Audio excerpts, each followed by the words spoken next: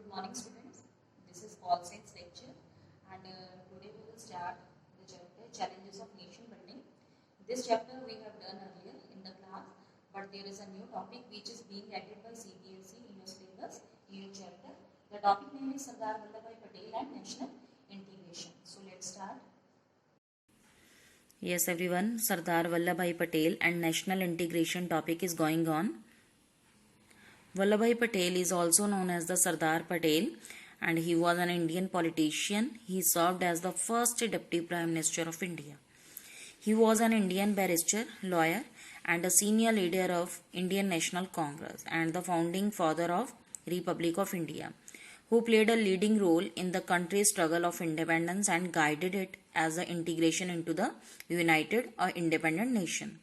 सरदार वल्लभ भाई पटेल, जिनको सरदार पटेल के नाम से भी जाना जाता है, वो एक इंडियन पॉलिटिशियन थे। As a first deputy prime minister बने इंडिया के, और वो इंडियन के जो है एक जाने माने जो हैं वो लॉयर थे, एक सीनियर लीडर है इंडियन नेशनल कांग्रेस के। और इसके अलावा उन्होंने जो फाउंडिंग फादर थे, उन्होंने एक बड़ा रोल अदा किया किसमें, इंडिया की आज़ादी में, और उन्होंने गाइड किया और उन्होंने एक रोल अदा किया किसमें, इंडियन यूनियन को एक यूनाइटेड बनाने के लिए, इंटीग्रेशन ऑफ स्टेट्स में। Next one is Vallabhbhai Patels early life.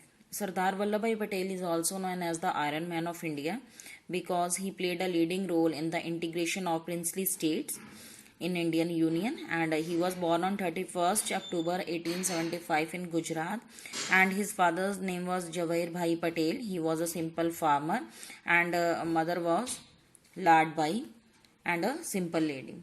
From his childhood, Sardar Vallabhbhai Patel was very hardworking, and he used to help his father in the farming work, and he passed his high school examination in 1896, and he was a very wise and intelligent student, and in spite of his poor financial condition, his father decided to send him to the college for the higher studies. Vallabh भाई पटेल का जो जन्म हुआ 31 अक्टूबर 1875 को गुजरात में हुआ, और उनकी बर्थ एनिवर्सरी को एज अ नेशनल यूनिटी और राष्ट्रीय एकता दिवस के तौर पे मनाया जाता है।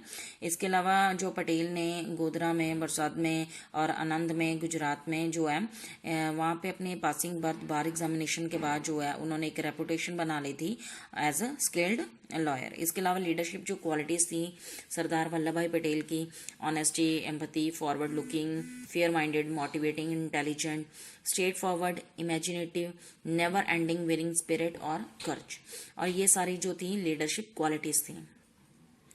ऑन गांधी's call, Patel joined the movement to fight the assumption of taxes at the Kheda at the time of plague and famine in 1918.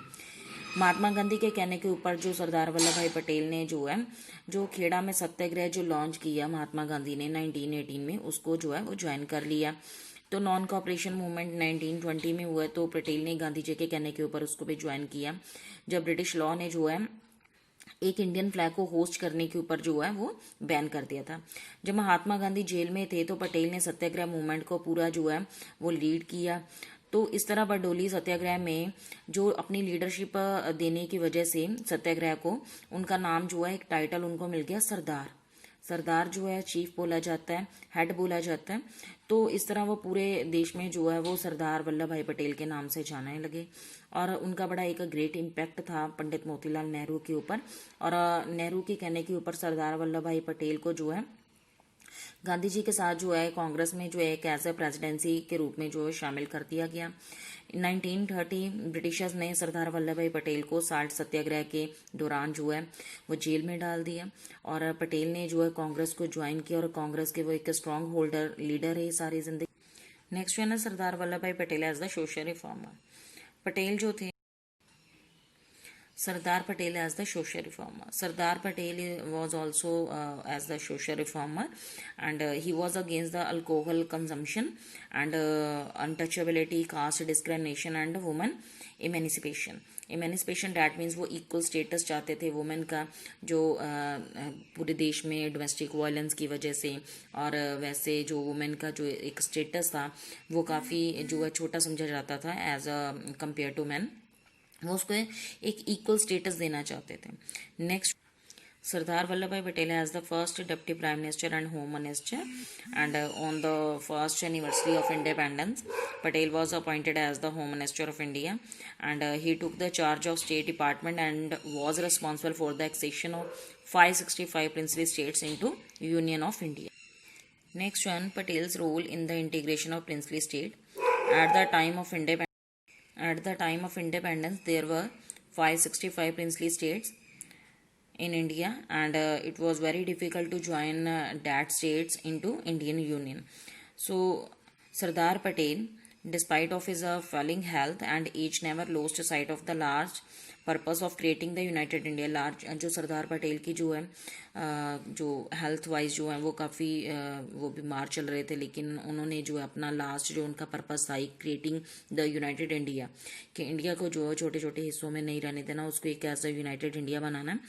तो उन्होंने उसका जो है वो ख्याल रखते हुए as a first home minister बनते हुए और साथ में डिप्टी प्राइम मिनिस्टर के रूप में जो वो सामने आए, तो उन्होंने एक की रोल अदा किया कि 565 प्रिंसली स्टेट जो हैं वो कैसे उन्होंने इंडियन यूनियन में उनके साथ नेगोशिएट करके जो है उनको शामिल किया।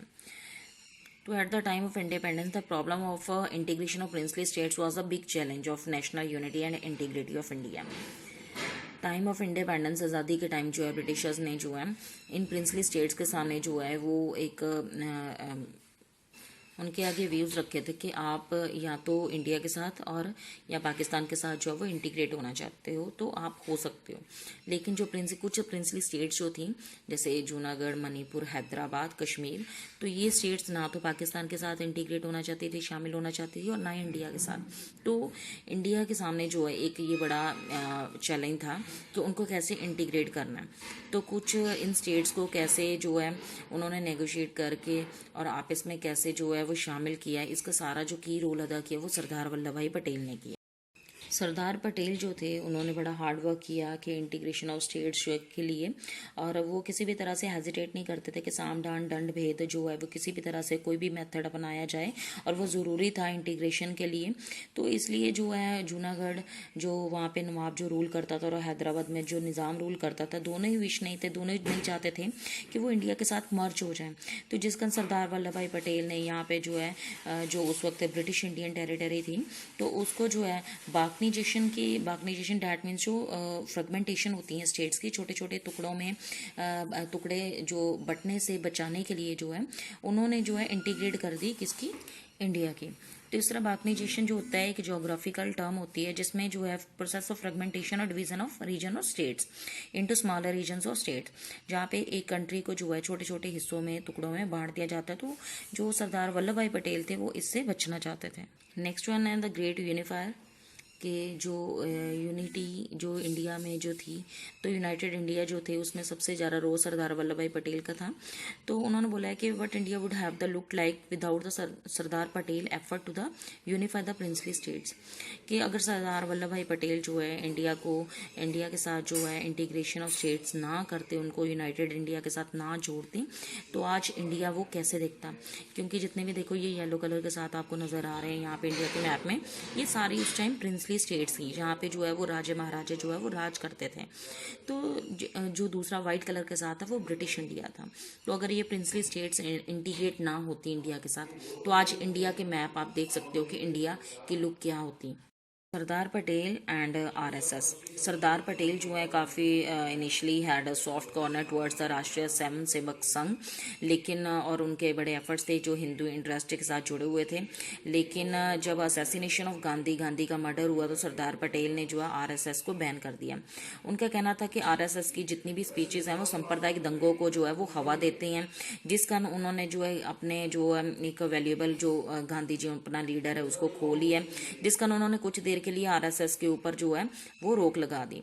बाद में जो गोलवलकर जो उनके लीडर थे तो आरएसएस के, तो उनके कहने के ऊपर के उन्होंने कुछ प्रॉमिसेस किए कि ऐसी कंडीशंस दोबारा नहीं बनेंगी, तो उन्होंने जो आरएसएस को दोबारा से जो बैन किया हुआ था उसको जो है रिवोक कर दिया, खोल दिया। Next one is death.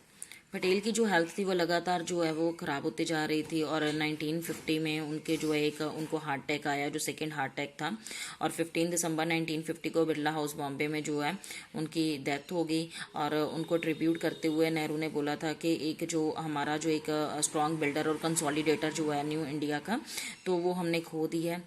Next one है सरदार वल्लभ भाई पटेल जो है एक इंडियन नेशनल कांग्रेस के सारी जिंदगी जो है वो लीडर है अंटिल हिज डेथ। और जो है सरदार वल्लभ भाई पटेल का जो स्टैचू है वो जो नरेंद्र नाथ मोदी हमारे प्राइम मिनिस्टर हैं, नरेंद्र नाथ मोदी ने जो सरदार वल्लभ भाई पटेल का जो स्टैचू बनाया है वो अभी तक जो है वर्ल्ड का जो है लार्जेस्ट और टॉलेस्ट स्टैचू है। और ये नर्मदा रिवर के ऊपर बनाया गया है। इसमें हमने देखा है कि सरदार वल्लभ भाई पटेल जो हैं वो एक अपनी ट्रेडिशनल जो ड्रेस में नज़र आ रहे हैं, जिसमें धोती और शॉल उन्होंने पहना हुआ है। और ये 182 मीटर जो है वो स्टैचू जो है वो लार्जेस्ट स्टैचू है, टॉलेस्ट स्टैचू है पूरे वर्ल्ड का। Last one is conclusion. Patel जो थे एक सेल्फलेस लीडर थे जिन्होंने अपनी सारी ज़िंदगी जो है वो इंडिया के लिए जो है उसके इंटीग्रेशन के लिए, एक इंडिया को यूनाइटेड बनाने के लिए जो है वो अपनी जो है उन्होंने सेक्रीफाइस की। और इस तरह सरदार वल्लभ भाई पटेल जो है in the last one is conclusion.